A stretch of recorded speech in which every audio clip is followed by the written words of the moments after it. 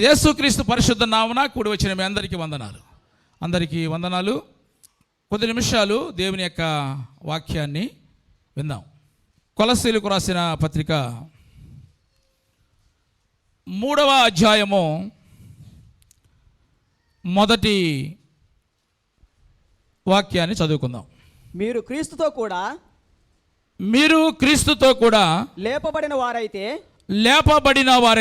పైనున్న వాటినే వెదుకుడి. అక్కడ క్రీస్తు దేవుని కుడిపార్శ్వమున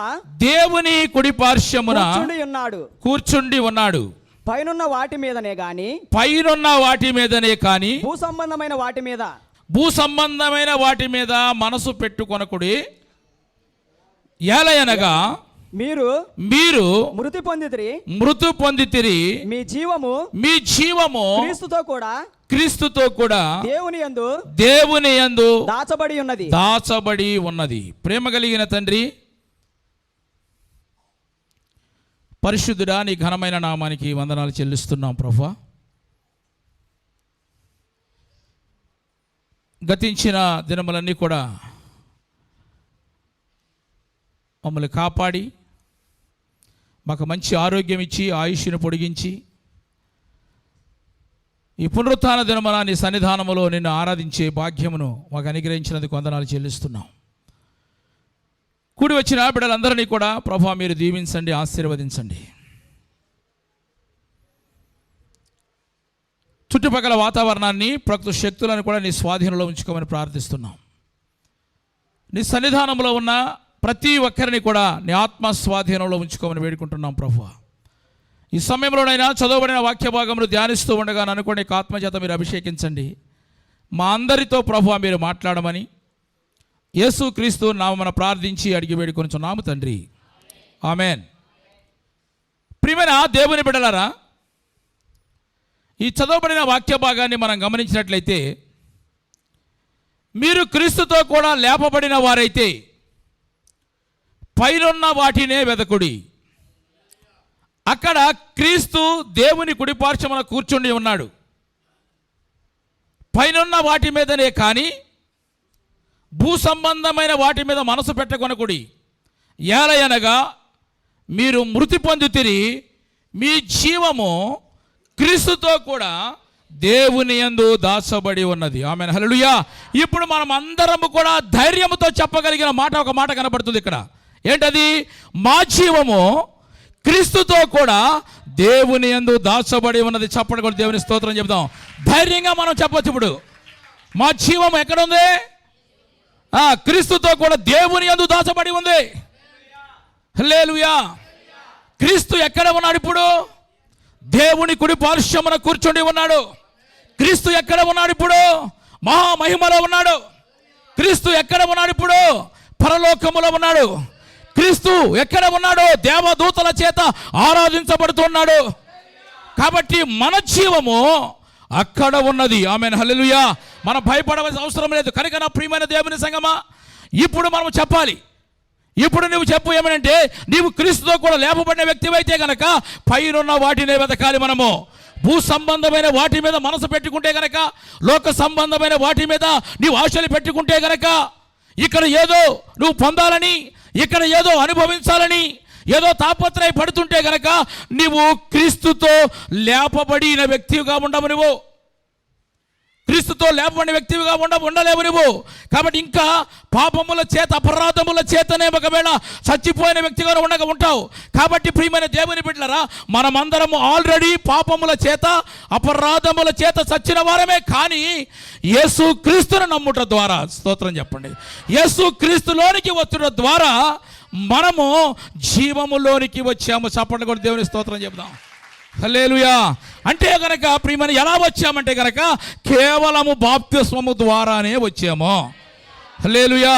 కొలస్సీలకు రాసిన పత్రిక 2వ అధ్యాయం 12వ వాక్య భాగాన్ని చదువుకుందాం. మీరు బాప్తిసమందు ఆయనతో కూడా పాతి పెట్టబడిన వారై, మీరు బాప్తిస్మమందు ఆయనతో కూడా పెట్టబడిన వారై, పాతి పెట్టబడిన వారై, ఆయనను మృతులలో నుండి లేపిన దేవుని ప్రభావమందు విశ్వసించుట ద్వారా ఆయనతో కూడా లేచితిరి. ఆమేన్, హల్లెలూయా. మనము జీవంలోనికి ఎలా వచ్చామంటే గనక కేవలం బాప్తిస్మము ద్వారానే వచ్చాము. ఎవరైతే పాపముల నిమిత్తం పశ్చాత్తాపడి మారు మనసు పొంది బాప్తిసం పొందుతారో వారు జీవము క్రీస్తులో దాచబడి ఉంది. ఆమేన్, హల్లెలూయా. చిన్న బిడ్డలో కలిగిన తల్లికి ఆమె మనసంతా ఎక్కడ ఉంటుంది? ఆమె ప్రాణమంతా ఎవరి మీద ఉంటుంది? చిన్న బిడ్డ ఆ బిడ్డ మీద ఉంటుంది. అలాగే ప్రియమైన జీవములోనికి వచ్చిన మనమందరము కూడా పైనున్న వాటిని మనం వెతకాలి. ఆమేన్, హల్లెలూయా.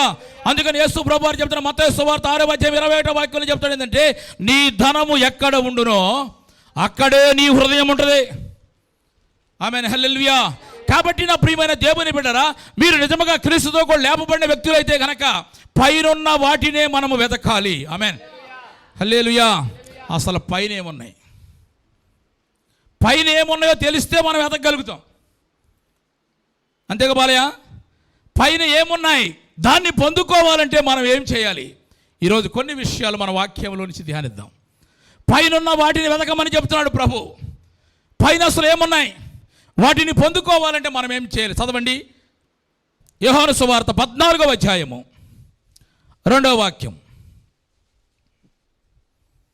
నా తండ్రి ఇంట అనేక నివాసములు కలవు. లేని ఎడల మీతో చెప్పుదును, మీకు స్థలము సిద్ధపరచ వెళ్ళుచున్నాను. నేను వెళ్ళి మీకు స్థలము సిద్ధపరచని ఎడల నేనుండు స్థలములో మీరును ఉండులాగు మరలా వచ్చి నా యొద్ద నుండుటకు మిమ్మును తీసుకొని పోవుదును. ఆమేన్, హల్లెలూయా. నా తండ్రి ఇంట అనేక నివాసములు కలవు. లేని ఎడల నేను మీతో చెబుతా, మీకు స్థలము సిద్ధపరచ వెళ్ళుచున్నాను. ఆమేన్, హల్లెలూయా. అంటే పైన ఏముంది? మన కొరకు ఏముంది? సిద్ధపరిచిన స్థలము ఉన్నది. ఆమేన్, హల్లెలూయా. అంటే మనకు ఒక నివాసం అక్కడ కట్టబడుతుంది. దాన్ని మనం రిజిస్ట్రేషన్ చేసుకోవాలంటే కనుక ఇక్కడ రిజిస్ట్రేషన్ సంబంధించిన భక్తి మనం ఇక్కడ చేయాలి. చప్పటి కూడా దేవుని స్తోత్రం చెప్పు. ఆ భక్తి మనం చేయాలి. ఇక్కడ ఊరకనే అక్కడ ఆ ఇల్లు మనకు రిజిస్ట్రేషన్ అవ్వదు. ఆయన సిద్ధపరుస్తున్నాడు.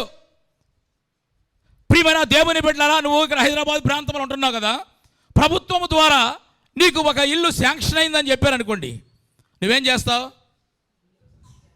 అసలు ఎప్పుడు వెళ్ళాలా, చూడాలా, ఎప్పుడు దాన్ని ఓపెనింగ్ చేయాలా? ఆశ నీకుంటుంది, సంతోషం ఉంటుంది. ఎక్కడ ఉన్నప్పటికి కూడా ఎక్కడ వచ్చిందో కనుక్కుని వెళ్ళి దాన్ని చూసొస్తాం ముందెళ్ళి.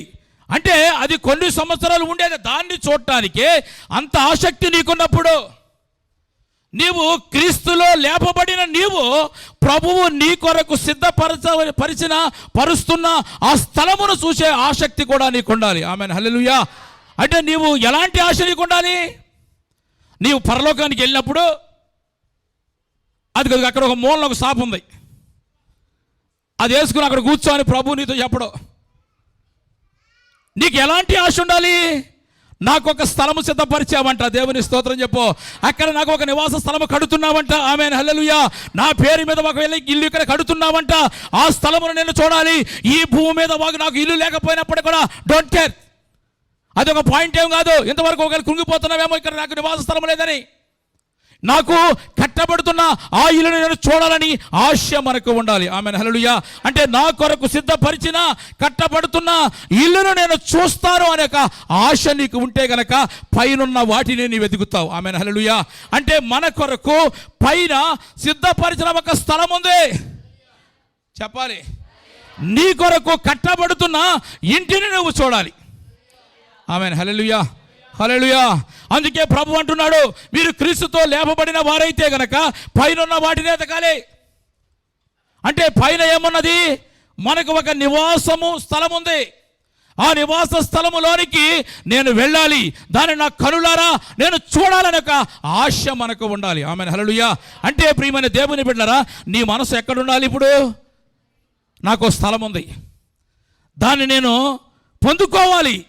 అలాంటి భక్తి జీవితము నేను ఇక్కడ ఉన్నప్పుడే చేయాలి. Amen hallelujah. అంటే ఒక ఇల్లు కావాలంటే కనుక నీకు అన్ని డాక్యుమెంట్స్ ఉన్నప్పుడు కూడా నీకు ఆధార్ కార్డు ఇంకా ఏదో కొన్ని అడుగుతారు కదా, అవి లేకపోతే ఎలా ఇస్తారు ప్రభుత్వం వారు? నీకు ఏ ప్రాంతం వారికి చెందేవో లేకపోతే ఎక్కడ వారో తెలియదు కదా.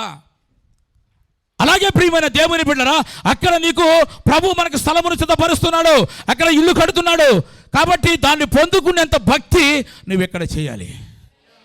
గట్టిగా చెప్పాలి హల్లెలూయా. అంటే ఒక గృహప్రవేశము చేయటము ఎవరికైనా సంతోషం కలిగిస్తుంది. ఇల్లు కట్టుకున్నాం, ఇల్లు ఓపెనింగ్ ఉంది, చాలా సంతోషం. చిన్న కృతజ్ఞత కూడికి పెట్టుకుని ఉన్న దాంట్లోనే బంధువులను అందరూ స్నేహితులు పిలిచేసి ప్రార్థన చేయించుకుని మొత్తానికి దేవునికి అలా ప్రార్థన చేసి కృతజ్ఞత కూడిక పెట్టుకుంటే మనకు ఎంత సంతోషం కలుగుతుంది. ఇంతకాలము దాని నిమిత్తం ఎంతో ప్రయాసపడ్డాను, ప్రార్థన చేశాను, గోతులు తవ్వాను, పునాదులు కట్టాను, దానికి ఇటుకలు కట్టి గోడలు కట్టాను, తర్వాత పెయింటింగ్ చేశాను, ప్లాస్టింగ్ చేశాను, ఇవన్నీ చేసి ఇంత కష్టపడుతున్న కష్టం అంతా కూడా పోతా ఇల్లు చూడగానే. సంతోషంగా చెప్పండి హల్లెలూయా. అప్పుడు పాస్టర్ గారు వచ్చి తండ్రి యొక్క కుమారు యొక్క పరిశుద్ధాత్మ నామమున ఈ గృహమును ప్రతిష్ఠిస్తున్నాను అంటే గనక కరెంటు పోయినప్పటికి కూడా మన ముఖాలు కలకల్లాడతాయి. స్తోత్రం చెప్పు ప్రియమైన దేవుని బిడ్డరా. దానికే మనం అంత సంతోషంగా ఉంటాం కదా. మన కొరకు యుగయుగములు ఉండటానికి ప్రభు ఒక స్థలమును సిద్ధపరుస్తూ ఉన్నాడు. ఆ స్థలమును చూసే అనుభవం నీకు కావాలి ఇక్కడ ఉన్నప్పుడే. కాబట్టి పైనున్న వాటిని మనం వెతకాలి. నువ్వు నిజంగా క్రీస్తుతో లేపబడిన వ్యక్తి అయితే కనుక నీ కొరకు సిద్ధపరుస్తున్న స్థలమును నీ కొరకు ఇక్కడ ఉన్నప్పుడే రిజిస్ట్రేషన్ చేసుకునే భక్తి నీకు ఉండాలి. ఆమేన్ హల్లెలూయా. అందుకని అపోస్తలుడైన పౌలు గారు కొరింథీ సంఘములకు రాస్తూ 2వ పత్రిక 5వ అధ్యాయం 1వ వాక్యంలో చూస్తే కనుక భూమి మీద మన గుడారమైన ఈ నివాసము శిథిలమైపోయినను చేతి పని కాక దేవుని చేత కట్టబడినదియు నిత్యమైనదియునైనా నివాసము పరలోకమందున్నదని మనకున్నదని ఎరుగుదుము. ఆమేన్ హల్లెలూయా. పేతురు రాసిన 2వ పత్రిక 1వ అధ్యాయం 13వ వాక్యాన్ని కూడా చదువుకుందాం. ఈ రెండు జాగ్రత్తగా గమనిద్దాం. మరియు మన ప్రభువైన యేసుక్రీస్తు నాకు సూచించిన ప్రకారము నా గుడారము త్వరగా విడిచి పెట్టవలసిన వచ్చిన ఎరిగి నేను ఈ గుడారములో ఉన్నంత కాలము చాలు. ఇక్కడ పౌలు గారు కొరింథీ సంఘమునకు రాస్తూ అక్కడ ఒక మాట మాట్లాడేది ఏంటంటే మన గుడారమైన నివాసము శిథిలమైపోయినను అనే మాట చూస్తున్నాం. ఇక్కడ పేతురు గారు కూడా 2వ పత్రికలో ఇక్కడ ఏం చెప్తుంటే నా గుడారమును త్వరగా విడిచి పెట్టవలసి వచ్చినను ఎరిగి అంటున్నాడు. అంటే ఇక్కడ శిథిలమైపోయేది విడిచిపెట్టవలసినది ఉంది ఇక్కడ. కానీ ఈ రెండింటి కంటే బెటర్ ఏదంటే పైనున్న నివాసము. చప్పట కూడా దేవుని స్తోత్రం చెప్పు. కాబట్టి మన మనసు అంతా ఎక్కడ ఉండాలి? అక్కడే ఉండాలి. పైనున్న వాటినే మనం వెతకాలి. దాన్ని పొందుకునే భక్తి ఈ లోకంలో ఉండగానే మనము చేయాలి. ఇప్పుడు మనం అబ్రహామును అడుగుదాం. అబ్రహామా, స్వదేశమును ఎందుకు విడిచిపెట్టావు? అబ్రహామా, నువ్వు స్వజనమును ఎందుకు విడిచిపెట్టావు? అబ్రహామా, నువ్వు ఇంత ఆస్తిపాస్తు ఉన్నప్పటికి కూడా, ఇంత ధనవంతుడైనప్పటికి కూడా నిలువరమైన స్థితి లేకుండా గుడారంలో నువ్వు ఎందుకు బ్రతుకుతున్నావు? అబ్రహామా, స్వదేశంలో నువ్వు యాత్రికుడుగా, స్వగృహములో ఒక పరదేశిగా నువ్వు ఎందుకు బ్రతుకుతున్నావంటే కనుక అబ్రహాము చెబుతున్న మాట ఒకటి, దేవుడు నా కొరకు ఒక పట్టణమును కడుతున్నాడు. చప్పట కొట్టు హల్లెలూయా. అందుకు నేను సమస్తాన్ని విడిచిపెట్టేసే. దేవుడు నా కొరకు ఒక పట్టణాన్ని కడుతున్నాడు. మీకు ఒక ఆశ్చర్యకరమైన సంగతి ఏంటంటే కనుక అబ్రహాము అక్కడ ఆ పట్టణము కడుతున్నానని చెప్పాడు కదా. ఆ పట్టణమును ఇంకా ఆయన ఆ ఊరు వదిలిపెట్టినప్పుడు అది పునాదుల దశలోనే ఉంది. మంచిగా ఇంకా తయారు కాల. పునాదుల దశలో ఉన్నప్పటికీ కూడా విశ్వాసముతో బయలుదేరి వెళ్తున్నాడు. ఆమేన్ హల్లెలూయా. హెబ్రీయులకు రాసిన పత్రిక 11వ అధ్యాయం 10వ వాక్యం.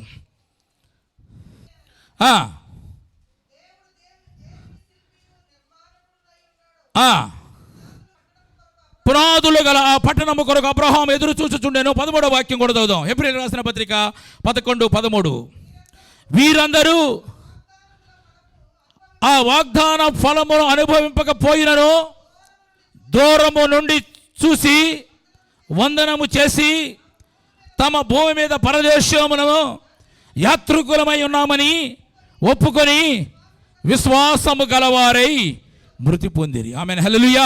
ఇక్కడ మీరు గమనించండి, ఈ 2 వచనాల యొక్క సారాంశాన్ని చెప్తే మీకు ఇక్కడ మనం గమనించవలసిన విషయం ఏంటంటే, అబ్రహాము దినములలో పునాదుల స్థితిలో ఉంది ఆ పట్టణము. పునాదులు వేయబడింది అంతే. దాన్ని చూసే సంతోషంగా సమస్తాన్ని విడిచిపెట్టేసి ఆయన బయలుదేరి వెళుతున్నాడు. అయితే పునాదుల స్థితిలో ఉన్న ఆ పట్టణము ఇప్పుడు ఎలా ఉందో తెలుసా? ఇప్పుడు ప్రజెంట్ ఎలా ఉందో తెలుసా? ప్రకటన గ్రంథము 21వ అధ్యాయం 9-11 వాక్యాలు చదవద్దు, కానీ 9-11 వాక్యాలు ఇంటికి వెళ్ళినా చదవండి. ఆ పట్టణం ఎలా ఉందంటే, అది ఆ పట్టణం అలంకరించబడి ఉన్నది. స్తోత్రం చెప్పండి. లైటింగ్స్ అన్నీ కూడా పెట్టేసి దగదగ మెరుస్తూ సంపూర్ణముగా పెండ్లి కుమార్తె వలె అది సిద్ధముగా ఉన్నది. ఆమేన్, హల్లెలూయా, హల్లెలూయా.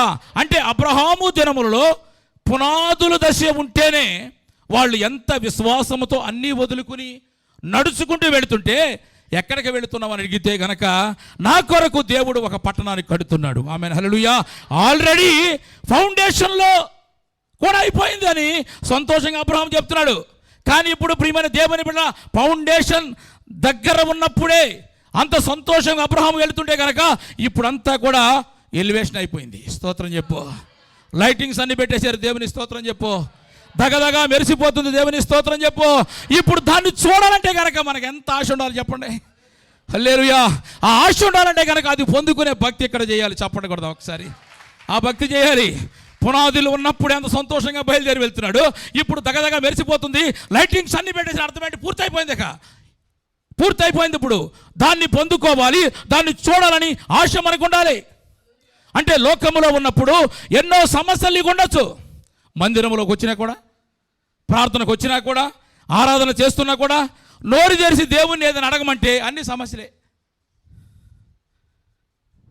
అదే అడుగుతావు, అదే నీ భక్తి. మన భక్తి ఎక్కడికి వచ్చినా కూడా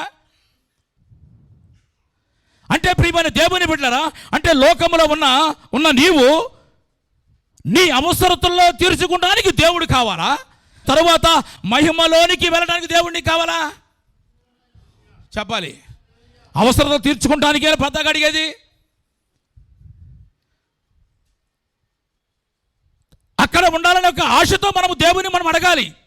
నీవు నిజముగా క్రీస్తుతో కూడా లేపబడిన వ్యక్తివే అయితే గనక వాటిని అడుగుతావు.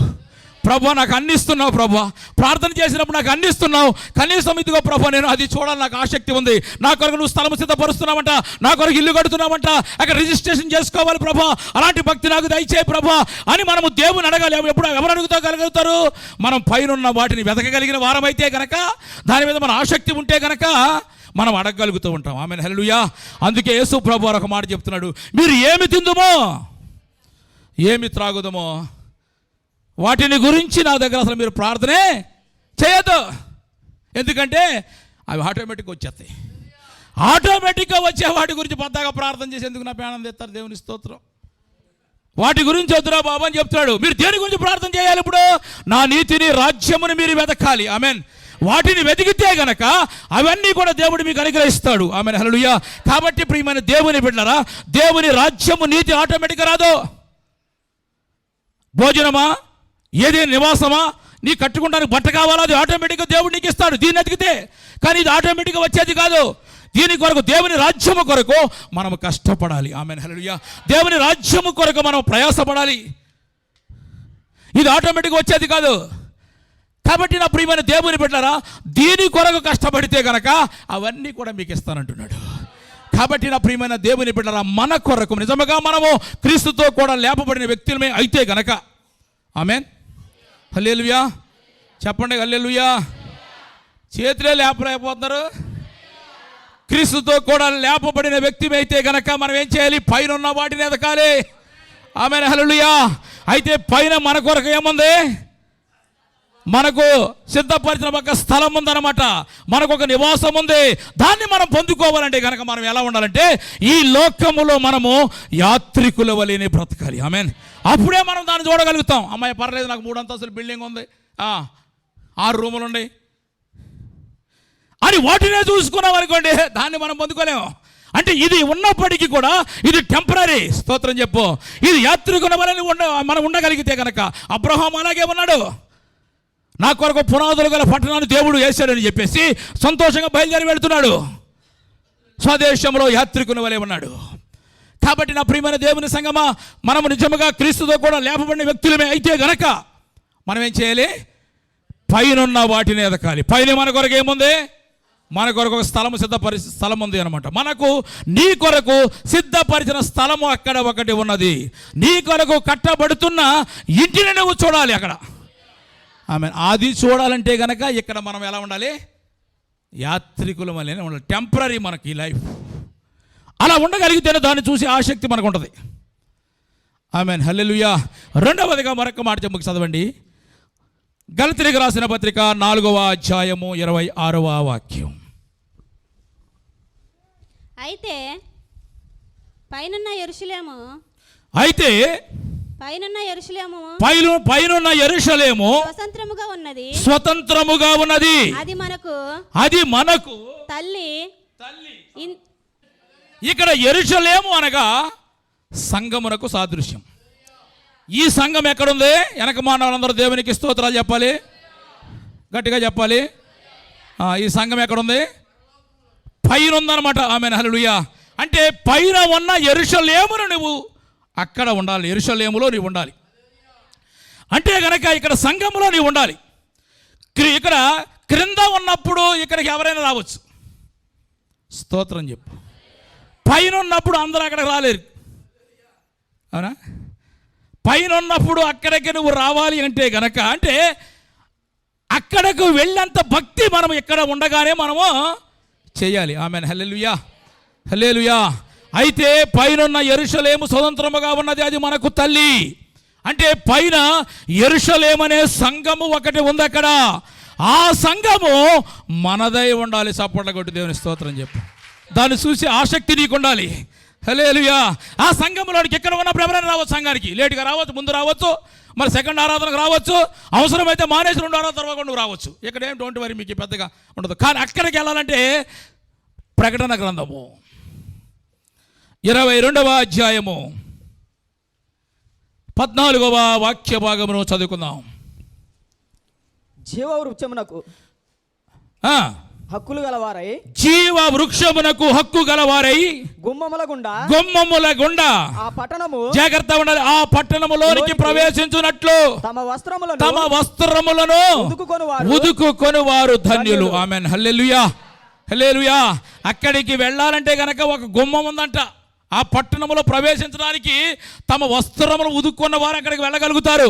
ఆ గుమ్మం గుండా వెళ్ళాలి. నువ్వు ఆ గుమ్మము నువ్వు వెళ్ళాలంటే కొన్ని అర్హతలు ఉన్నాయి అక్కడ. నువ్వు వస్త్రములు ఉతుక్కోవాలి. మారు మనసు రక్షణ అనుభవంలోనికి నువ్వు రావాలి. ప్రియమైన దేవుని బిడ్డ, అక్కడ రాయబడిన మాట అంటే గుమ్మముల గుండా ఆ పట్టణములోనికి అనగా అక్కడ ఏంటి అర్థం ఏంటంటే అక్కడ ఆల్రెడీ ఆ పట్టణం ఎలా ఉంది? ఇప్పుడు అబ్రహాం బయలుదేరినప్పుడు ఎలా ఉంది? పునాదులతో ఉంది. ఆ పట్టణం అంతా కూడా అలంకరించబడిపోయింది. ఇప్పుడు లైటింగ్స్ అన్ని పెట్టేశారు. ఎలివేషన్ అంతా తయారైపోయింది, దగదగా మెరుస్తుంది అనమాట. ఇప్పుడు సంపూర్ణంగా పెండ్లి కుమార్తె వలె అది సిద్ధముగా ఉంది. అయితే ఇక్కడ యోహానుకు దేవుడు ఒక రోజున పరలోకానికి తీసుకొని వెళ్ళి ఒక మంచి పట్టణాన్ని చూపించాడు. ఆ పట్టణం పేరు ఏంటంటే నూతన యెరూషలేము పట్టణం. ఈ పట్టణమే. ఆమేన్. హల్లెలూయా. యెరూషలేము పట్టణాన్ని చూపించాడు. ఆ పట్టణమునకు ఎత్తైన ప్రాకారములు ఉన్నాయి. ఆ పట్టణం 12 గుమ్మాలు ఉన్నాయి.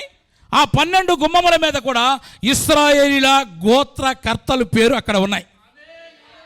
ఇవన్నీ మీకు అర్థం కావాలంటే కనుక 21వ అధ్యాయము 10వ వాక్యం ప్రకటన గ్రంథం నుంచి కిందకి వెళ్తే కనబడుతుంది మీకు అందరూ కూడా.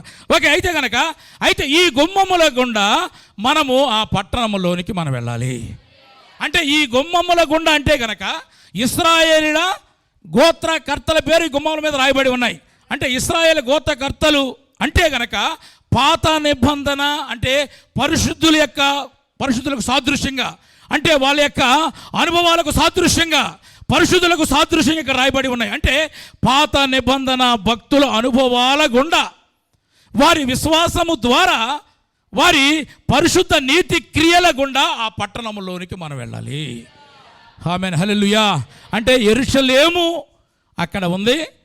అయితే అక్కడ ఉన్న యెరూషలేము, అక్కడ ఉన్న సంఘము మనదై ఉండాలి.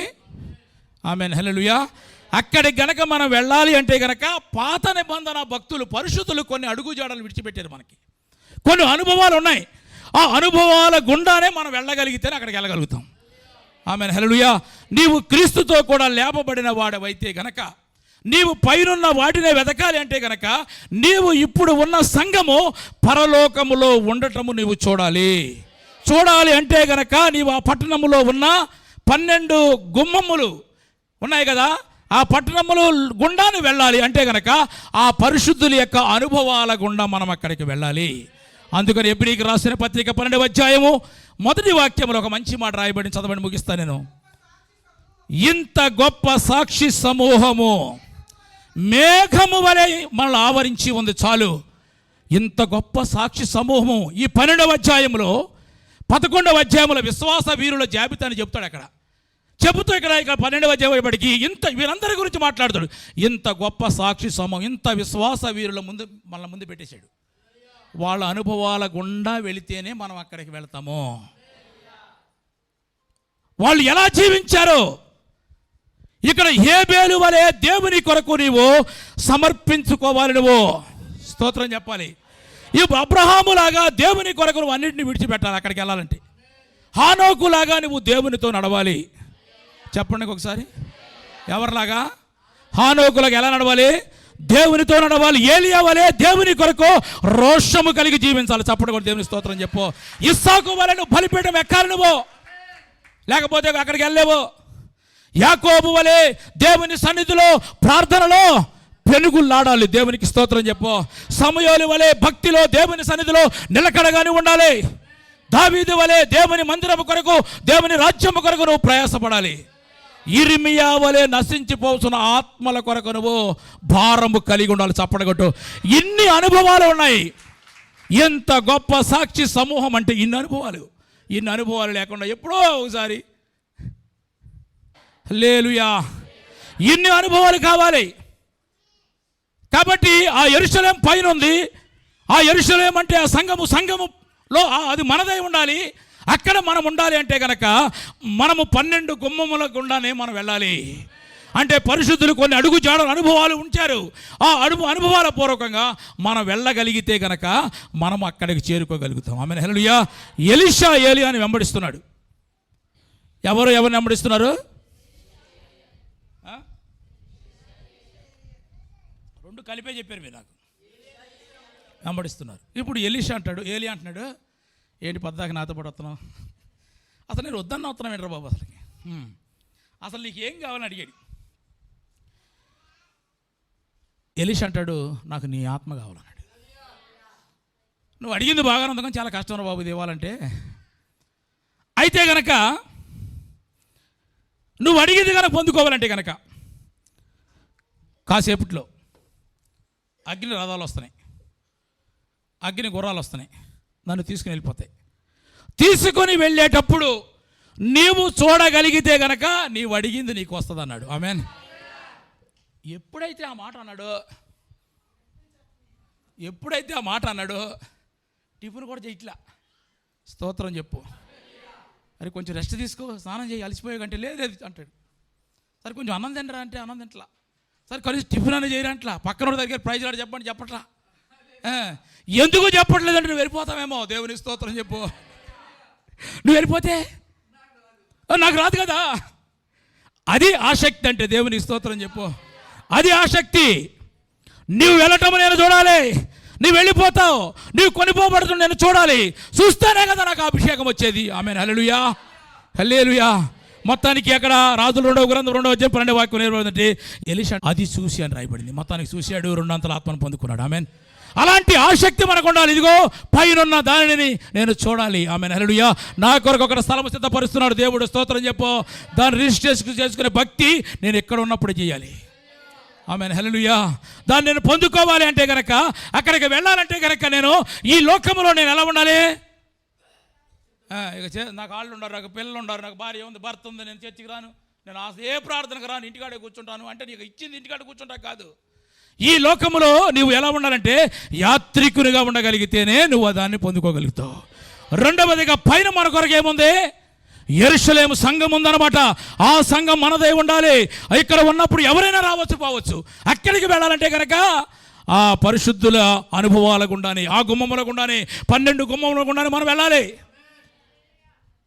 వెళితేనే మాకు అక్కడికి వెళ్ళగలుగుతాం. కాబట్టి అక్కడికి వెళ్ళటానికి మనకు ఆసక్తి ఉండాలి.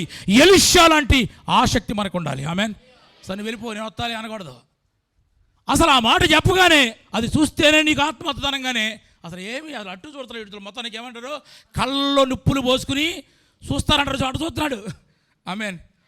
ఏంద్ర అటు చూద్దామంటే ఏమైనా వెళ్ళిపోతావు, నువ్వు వెళ్ళిపోతే నాకు ఆత్మ రాదు అంటే అంత ఆసక్తి మనకు ఉంటేనే మనము నిజముగా క్రీస్తుతో లేపబడిన వారి ఉంటాం. ఆమేన్, హల్లెలూయా. పైనున్న వాటిని ఎదకాలి మనము, కిందన్న వాటిని మనము కాదు కావాల్సింది. భూ సంబంధమైన వాటిని వెతకొద్దు మనము. పైన ఏమున్నాయంటే మన కొరకు ఒక స్థలం ఉంది. అక్కడ ఆ స్థలమును సిద్ధపరుస్తున్నాడు.